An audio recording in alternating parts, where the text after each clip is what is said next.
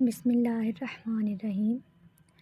आज का जो हमारा टॉपिक है उसका नाम है स्केलेटल मसल कॉन्ट्रैक्शन मैकेनिज़्म। तो इसको हम स्टार्ट करते हैं। सबसे पहले क्या होता है हमारे पास, एक होता है मसल, ठीक है। ये हमारे पास क्या है, बोन्स, और ये साथ हमारे पास क्या अटैच है, मसल। और मसल को बोन्स के साथ जो चीज़ अटैच करती है उसको हम बोलते हैं टेंडन। और अगर बोन टू बोन अटैचमेंट हो तो उसको लिगामेंट कहते हैं, और अगर मसल टू बोन अटैचमेंट हो तो उसको टेंडन कहते हैं। इसको हम ऐसे भी लिख सकते हैं, muscle plus bone is equal to tendon,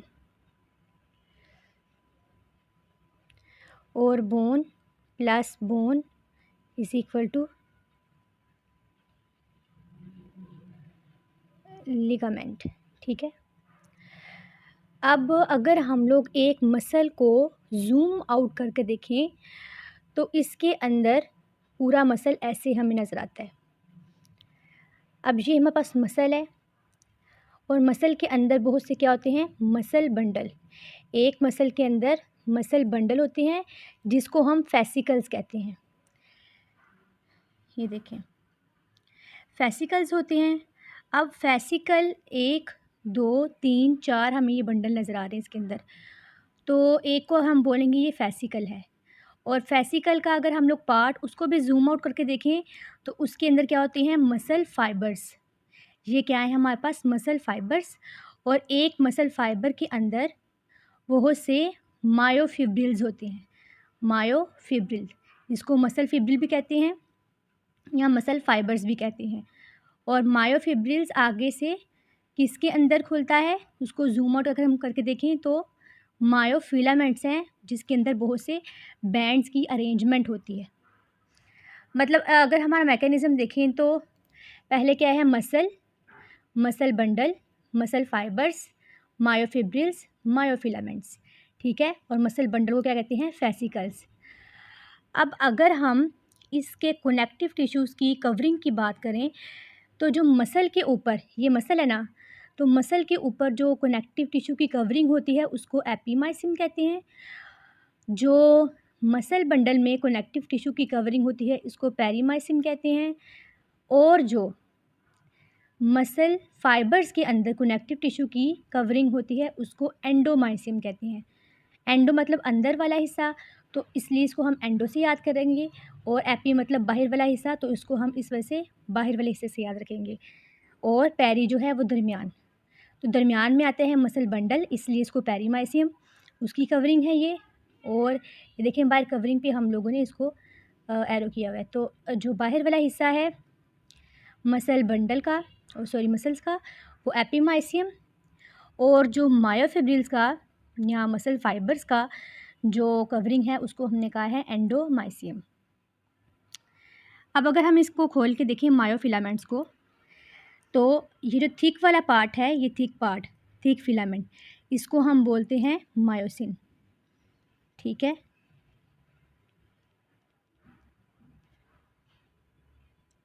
इसको कहते हैं मायोसिन। और जो हमारे पास सिर्फ थिन ब्लैक कलर में नज़र आ रहा है इसको हम बोलते हैं एक्टिन,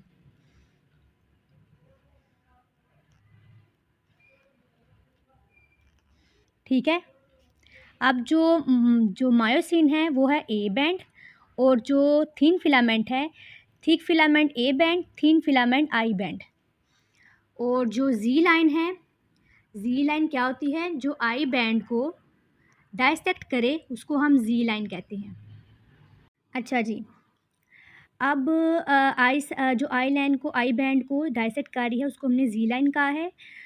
अगर हम आगे देखें इसको, अब जो हमारे पास दरमियान वाली लाइन है उसको हम मिडल लाइन कहते हैं, यानी एम लाइन कहते हैं, जो कि डाइसेक्ट कर रही है मायोसिन को, सारी की सारी मायोसिन जो है एम लाइन डाइसेक्ट कर रही है।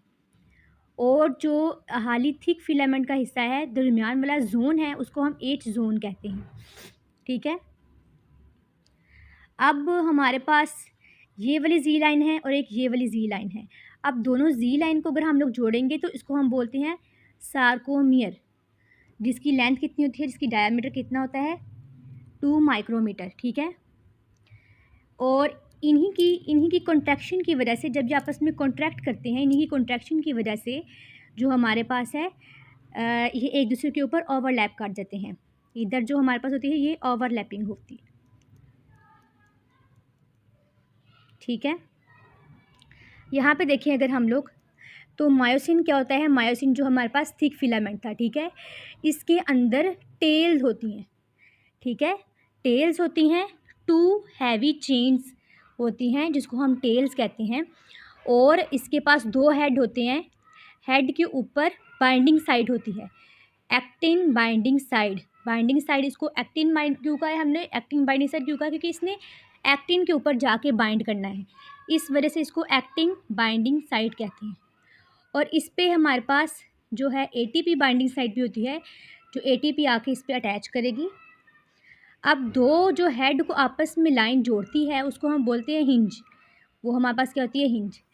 अब अगर ये थी हमारे पास मायोसिन की अरेंजमेंट, जिसका स्ट्रक्चर ऐसे था। अब एक्टिन का स्ट्रक्चर देखें तो इसके पास भी एक ये चेन है, एक ये चेन है, ठीक है। इस पे पास भी 2 चेन है और इसके ऊपर एक जो है लंबी चेन, उसको हमने बोला है ट्रोपोमायोसिन। ट्रोपोमायोसिन जो है इसने सारी एक्टिन को ऊपर से कवर किया हुआ है, ठीक है। एक्टिन, ये एक्टिन है ना सारी, तो इसको जो है कवर किया हुआ है किसने, ट्रोपोमायोसिन ने, ताकि ये एक्सपोज ना हो। यहाँ पे देखें, यहाँ पे जो थी ये एक्टिन थी, ये सारी इस तरह थी, ये देखें एक्टिन है, तो इसने जो है कवर किया हुआ है ताकि ये एक्सपोज ना हो जाए। क्योंकि अगर ये ट्रोपोमायोसिन इसको कवर नहीं करेगी तो ये जो है आपस में एक दूसरे के इतने करीब है कि ये लोग फ़ौरन से अटैच हो जाएंगे। तो इसका काम क्या है, इसने जो है अटैचमेंट को रोकना है इन दोनों की, ताकि ये जो हमारे पास मायोसिन के जो हेड हैं ये एक्टिन साइड के साथ आके अटैच ना हो जाए, ठीक है। तो इसका मेन काम क्या है ट्रोपोमायोसिन का, कि ये रोकती है मायोसिन के हेड को कि वो एक्टिन के साथ आके अटैच ना हो, उसको एक्सपोज नहीं होने देती, ठीक है। अब हमारे पास एक्टिन के ऊपर एक होता है ट्रोपोनिन। ट्रोपोनिन के 3 पार्ट्स होते हैं, उसके अंदर 3 कंपोनेंट्स होते हैं, 3 सब यूनिट्स होते हैं। एक को कहते हैं आई सब यूनिट, एक को सी और एक को टी। जो आई सब यूनिट होता है उसमें आके एक्टिन अटैच होती है, जो सी सब यूनिट होता है उसमें कैल्शियम के हैं आयंस वो अटैच होते हैं, और जो टी सब यूनिट है उसमें ट्रोपोमायोसिन अटैच होती है, ठीक है। एक्टिन की अरेंजमेंट कुछ ऐसी होती है कि जो अंदर वाली सारी इसकी टेल ऐसे अरेंज होती हैं और जो हेड है वो आउटर साइड पे जो है निकली होती हैं बाहर। यहाँ पे देखें ये एक्टिन है, ठीक है। यहाँ पे ये एक्टिन की जो है ये सारी कवरिंग है अंदर, उसके हेड जो हैं बाहर निकले होते हैं। तो हम कह सकते हैं जो एम लाइन थी वो डाइसेक्ट करती है किसको, एक्टिन की टेल को, ठीक है। हेड को नहीं डाइसेक्ट करती, टेल को डाइसेक्ट करती है। चलें ठीक है, आगे देखते हैं। अब इसका मैकेनिज़्म देखते हैं हम लोग, ये इसका मैकेनिज़्म कैसे है। हाँ जी, तो सबसे पहले क्या है, ये हमारे पास एक्टिन है और ये किस क्या है, मायोसिन के 2 हेड निकले हुए हैं, ये उसकी टेल है और ये मायोसिन के हेड निकले हैं। ये क्या है, हमारे पास एक्टिन है, ठीक है। सबसे पहले जब हमारे पास एक्शन पोटेंशियल नहीं आता तो जो है, जो एक्टिन है ये एक्टिन जो है मायोसिन के सॉरी हेड है जो, वो इसके साथ एक्टिन के साथ अटैच नहीं होता, क्योंकि ट्रोपोमायोसिन इसके ऊपर जो है बाइंड की हुई है। ट्रोपोमायोसिन ने उसको रोका हुआ है कि वो उसके साथ आके अटैच नहीं हो। ज्यों ही हमारे पास एक्शन पोटेंशियल आता है, ठीक है, ज्यों ही हमारे पास स्टिमुलस आता है तो जो है ट्रोपोमायोसिन वो नीचे चली जाती है। और एक्टिन का जो देखें, अब यहाँ पे एक्सपोज नहीं थी बिल्कुल भी, अब यहाँ पे आके उसने उसको एक्सपोज कर दिया है। तो एक्टिन की बाइंडिंग साइड यहाँ पे एक्सपोज हो गई है, और जैसे ही वो एक्सपोज हुई है तो यहाँ पे जो मायोसिन के जो हेड हैं वो आके इसके ऊपर अटैच हो गए हैं, ठीक है। एटीपी की ज़रिए यहाँ पे अटैचमेंट हो गई है, और एडीपी और जो है इनऑर्गेनिक फॉस्फेट जो है वो रिलीज़ हो गई है, सही है। तो यहाँ पे ये क्या है, हमारे पास एक्टिन की बाइंडिंग साइट है जो बाइंड करेगी मायोसिन के हेड को, ठीक है। Active site of actin for binding of myosin head. अब मैकेनिज्म स्टार्ट कैसे होता है, सबसे पहले मोटर न्यूरॉन जो हैं, मोटर न्यूरॉन यहाँ पे देखें, ये न्यूरॉन है वो आके मसल्स को जो है स्टिमुलेट करेंगे, ठीक है। तो जैसे ही वो स्टिमुलेशन होगी तो यहाँ पे जो टी ट्यूब्यूल्स थे हमारे पास, टी ट्यूब्यूल्स, ये हमारे पास टी ट्यूब्यूल है, ठीक है। ये सारा ये टी ट्यूब्यूल है और ये हमारे पास सार्कोप्लाज्मिक रेटिकुलम है। तो इसको हम इकट्ठे बोलते हैं टेट्राड है, ठीक है। ये सार्कोप्लाज्मिक रेटिकुलम है और ये टी ट्यूब्यूल है, इसको हम इकट्ठा बोलते हैं। दो सार्कोप्लाज्मिक रेटिकुलम मिल के, एक टी ट्यूब्यूल मिल के टेट्राड बनाते हैं। टेट्राड इसलिए बोलते हैं कि इसमें दो सार्कोप्लाज्मिक रेटिकुलम थे और एक जो थी वो टी ट्यूब्यूल थी, ठीक है। तो उसके बाद जो ही एक्शन पोटेंशियल आता है तो न्यूरॉन जो है, ये न्यूरॉन है और ये मसल है, तो एक्शन पोटेंशियल की वजह से एसिटाइल कोलिन जो है वो स्टिमुलेट होता है, वो रिसेप्टर से बाइंड होना शुरू करता है और यहाँ पे आके मोटर न्यूरॉन है मसल को एक्टिवेट करता है, ठीक है। जो ही एक्टिवेशन होती है, अगर देखें पहली स्टेज क्या होती है, रेस्टिंग स्टेज, ठीक है। रेस्टिंग में क्या होता है, ये हमारे पास मायोसिन है, ये अभी तक एक्टिन के साथ अटैच नहीं होगी। जैसे ही रेस्टिंग स्टेज को हमारे पास एक्शन पोटेंशियल मिलेगा, ये देखें एक्शन पोटेंशियल मिलेगा, तो कैल्शियम आयन आके बाइंड हो जाएगी ट्रोपोनिन के ऊपर। ट्रोपोनिन के ऊपर आके ये बाइंड हो जाएगी और साथ यहाँ पे मायोसिन का हेड भी एक्सपोज हो जाएगा, क्योंकि यहाँ पे मायोसिन जो थी वो पीछे हट गई है। तो जैसे ही वो पीछे हटी है तो यहाँ पे आके अटैचमेंट हो जाएगी, इधर आके क्रॉस ब्रिज बनाएंगे, ठीक है। पहले क्या थी, रेस्टिंग स्टेज थी। जैसे ही एक्शन पोटेंशियल आया, ट्रोपोनिन ने जो है यहाँ पे कैल्शियम आयन को बाइंड कर लिया और यहाँ पे जो है मायोसिन वो एक्टिन के साथ अटैच होगी। थर्ड क्या है हमारे पास, पावर स्ट्रोक की हमारे पास स्टेज है। यहाँ पे क्या होता है, पहले तो यहाँ पे 90 डिग्री था ना अगर रेस्टिंग स्टेज में, जब पावर स्ट्रोक होता है तो 45 डिग्री का एंगल होता है। ये देखें यहाँ पे बिल्कुल सीधा था, अब यहाँ पे थोड़ा सा ये बेंड हो गया है, ऐसे करके ऐसे बेंड। पहले जो है 90 डिग्री में सीधा होता है और जैसे ही आती है हमारे पास अटैचमेंट होती है एक्शन पोटेंशियल, तो वो ऐसे करके बेंड हो जाता है। तो यहाँ पे इसने इसको बेंड कर लिया है। जैसे ही बेंड किया है तो ये जो है एक्टिन की चेन, ये थोड़ी सी स्लाइड जो है वो एक्टिन की मूव करने शुरू कर देगी। हम इसको क्या कह रहे हैं, स्लाइडिंग जो है मैकेनिज़्म है ना।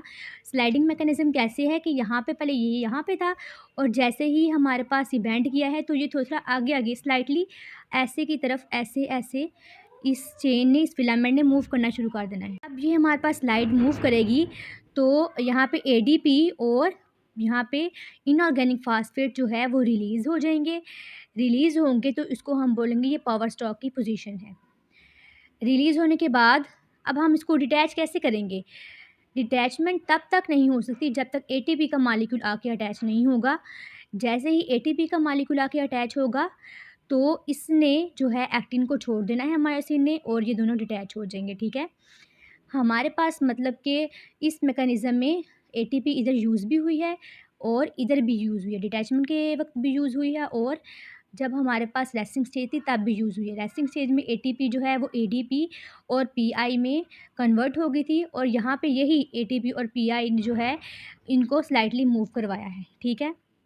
अगर हम लोग मैकेनिज़्म की बात करें, पहले क्या था, एक्शन पोटेंशियल ट्रैवल किया था मोटर न्यूरॉन में, ठीक है। फिर क्या हुआ था, एक्शन पोटेंशियल पास हुआ था न्यूरोमस्कुलर जंक्शन से, ठीक है। न्यूरोमस्कुलर जंक्शन क्या है, जब मोटर न्यूरॉन जो है, अल्फ़ा मोटर न्यूरॉन जो है वो मसल्स के अंदर स्टिमुलेट करती है एक्शन पोटेंशियल को, तो वो न्यूरोमस्कुलर जंक्शन के थ्रू ही करती है। नेक्स्ट जो है हमारे पास एसिटाइल कोलिन रिलीज़ हुआ था जिसने एनएम रिसेप्टर को मसल के ऊपर जो है वो रिलीज़ करवाया था इन्होंने।